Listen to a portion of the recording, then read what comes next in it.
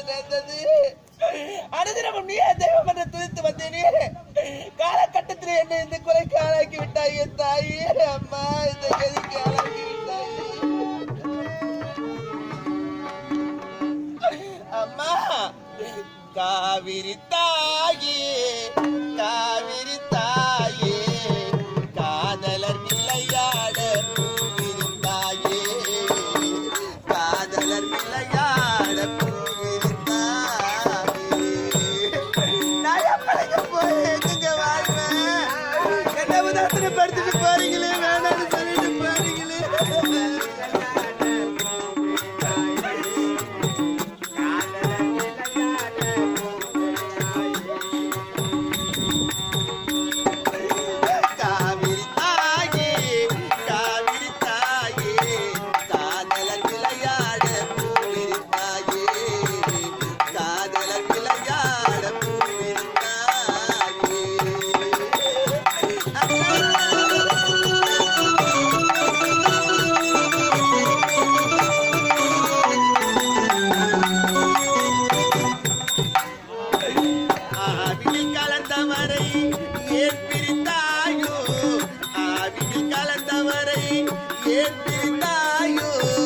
அழகினிலே மயங்கி ஏன் மறைத்தாயோ, அழகினிலே மயங்கி ஏன் மறைத்தாயோ. காவிரி தாயே, காவிரி தாயே, காதல விளையாட பூவிரி தாயே, காதல விளையாட பூவிரி தாயே.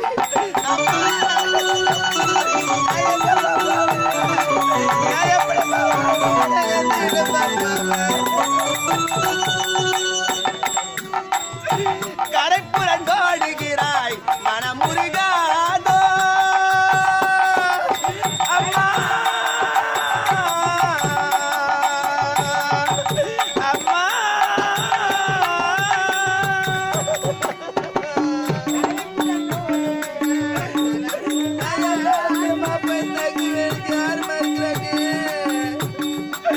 கரைப்புறங்கோடுகிறாய் மனமுருகாதோ, கண்ணீர சேர்ந்து விட்டால் கரை உடையாதோ.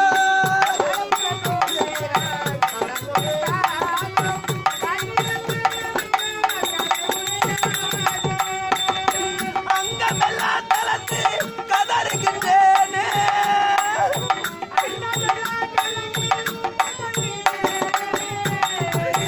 அங்கமெல்லாம் தளங்கி கதறுகின்றேனே. அன்பரை தந்து என்னை அம்மா, அன்பரை தந்து என்னை வாழ வைப்பாயே. காவிரி தாயே, காவிரி தாயே, காதலர் விளையாட பூவிரி தாயே. அம்மா,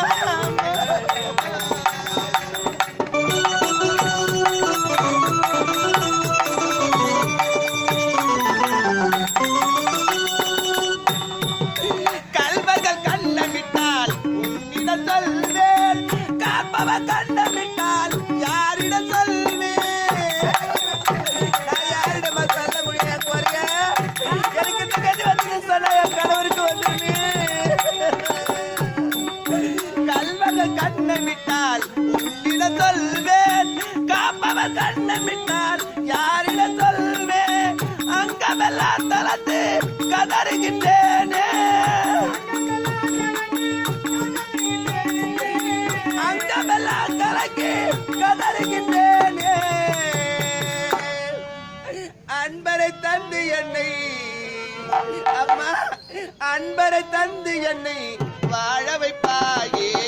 காவிரி தாயே, காவிரி தாயே, காதல விளையாட பூவிரி தாயே.